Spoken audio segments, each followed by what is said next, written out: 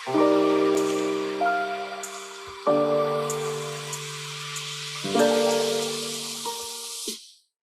علیکم ناظرین، رضی سخنور کو سبسکرائب کیجئے، بیل آئیکن کو کلک کیجئے۔ پرویز مشرف کے انتقال کی خبر ہم نے کل آپ کو سنائی تھی، اور پرویز مشرف کے انتقال کے بعد کچھ ایسے واقعات جو ہیں ہماری زندگی میں ہوتے ہیں جن کے ہم عینی شاہد ہوتے ہیں،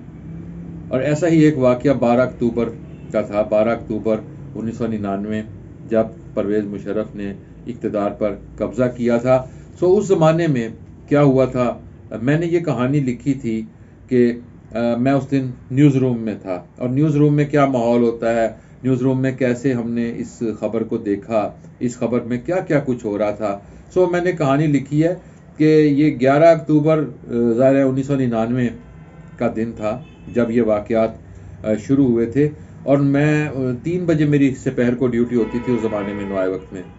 اور 3 بجے کی شفٹ میں جاتا تھا، اور پھر ہم 9 بجے تک عموماً فارغ ہو جاتے تھے۔ وہ ڈاک کاپی ہوتی تھی، جو جانتے ہیں کہ ڈاک کاپی کیا ہوتی ہے، جو نیوز روم سے وابستہ ہیں۔ 9 بجے کی خبروں کے بعد ہم گھروں کو چلے جاتے تھے، اور پھر دوسری شفٹ آ جاتی تھی جو رات گئے تک ہوتی۔ تو میں 3 بجے جب میں وہاں موجود تھا 3 بجے والی شفٹ میں، اور پرچہ تیار کر رہا تھا، اور لیڈ سٹوری جو تھی وہ عموماً آخری وقت میں ہم ترتیب دیتے ہیں، لیکن اس دن وہاں ہمارے پاس وہ لیڈ سٹوری موجود تھی کہ نواز شریف جو تھے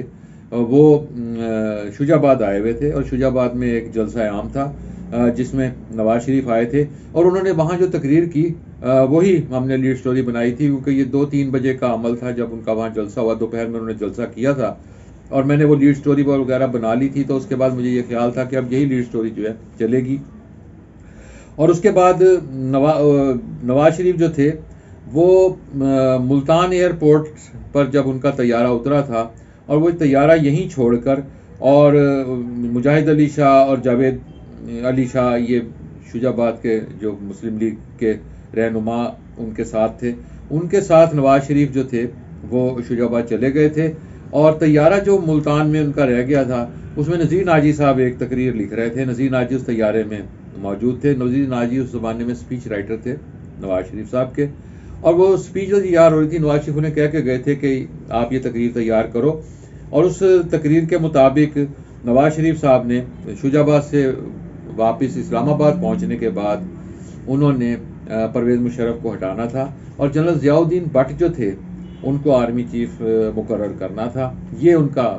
پلان تھا، لیکن اس کے بعد حالات تبدیل ہوتے چلے گئے۔ پرویز مشرف کو یہ خبر مل گئی، پرویز مشرف نے پھر کس طرح پرویز مشرف اس وقت فضا میں تھے جب انہیں اطلاع ملی، اور وہ دورے پر گئے ہوئے تھے، سری لنکا کے دورے پر گئے ہوئے تھے، اور وہ کولمبو سے واپس آ رہے تھے، اور کراچی ایئرپورٹ پر پھر ہنگامی انہیں جب خبر ملی تو انہوں نے وہاں سے، وہ اس وقت طیارے میں تھے، انہوں نے طیارے میں بیٹھ کر اپنا سارا کیکو جو تھا وہ مینیج کیا، اور کراچی ایئرپورٹ پر جو ہے وہ جنرل عثمانی اور ان کے باقی جو ان سے دوست تھے، جنرل عزیز اور جنرل عثمانی، یہ 2 لوگ تھے جنہوں نے مین رول پلے کیا تھا، ایک نے اسلام آباد میں اور ایک نے کراچی میں۔ جنرل عثمانی کراچی میں تھے، انہوں نے اس کو مینیج کیا، اور پرویز مشرف واپس آئے،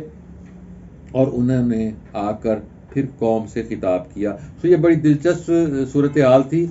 ہم نے نیوز روم میں جب یہ معاملات شروع ہوئے تھے، پہلی خبر آئی تھی کہ پرویز مشرف کو برطرف کر دیا گیا، اس کا ہم نے ضمیمہ بھی تیار کیا ہی تھا کہ پھر معاملات دوسری جانب چلنے شروع ہو گئے، اور اس کے بعد رات کو مجھے یاد ہے اچھی طرح کہ پھر ٹیلی ویژن جو ہے اس پر سائلنٹ ہو گیا تھا، ٹیلی ویژن جو تھا اس پر، ٹیلی ویژن اسٹیشن پر ظاہر ہے جب قبضہ ہونا شروع ہو گیا تھا چیزیں، کیونکہ سب سے پہلے پی ٹی وی پر قبضہ کیا گیا تھا، اور پی ٹی وی اسٹیشن پر قبضے کے بعد پھر پرائم منسٹر ہاؤس پر قبضہ کیا گیا تھا، اور وہاں پرائم منسٹر ہاؤس میں لوگوں کو بند کر دیا گیا تھا، بہت سے لوگوں کو جو ہے پرائم منسٹر ہاؤس سے حراست میں لے لیا گیا تھا۔ یہ سارا عمل جب تک مکمل ہوا تھا اس وقت تک رات کے 3 بج گئے تھے، اور ہمیں معلوم ہوا نوائے وقت سے جب نکلے تو ہمیں معلوم ہوا کہ اس وقت ایک مٹھائی تقسیم ہو رہی ہے ایک گھر میں، اور وہاں نواز شریف کے جانے کی مٹھائی تقسیم ہو رہی ہے، اور میں وہاں پہنچا تو وہاں عامر ڈوگر صاحب بھی موجود تھے جو اب پاکستان تحریک انصاف کا حصہ ہیں، اس وقت وہ پیپلز پارٹی میں ہوتے تھے۔ سو یہ جو بھی سلسلہ چلا تھا، پھر ہم نے یہ دیکھا کہ وہاں ہم نے مٹھائیاں کھائیں، ہم نے بھی کھائیں، یعنی ایک ایسی صورتحال ہو چکی تھی کہ ہم نے غدار کا سب جو آئین توڑنے والے کا سب نے استقبال کیا تھا. یہ ایک کھلی حقیقت ہے. آج جب وہ ہمارے درمیان نہیں ہے تو ہم اسے غدار بھی کہہ رہے ہیں، سب کچھ کہہ رہے ہیں، لیکن ہم ہر غدار کا خود استقبال کرتے ہیں. ناظرین اکرام، رضی سخنور کو سبسکرائب کیجئے، بیل آئیکن کو کلک کیجئے. دوبارہ ملیں گے نئی ویڈیو کے ساتھ. خدا حافظ.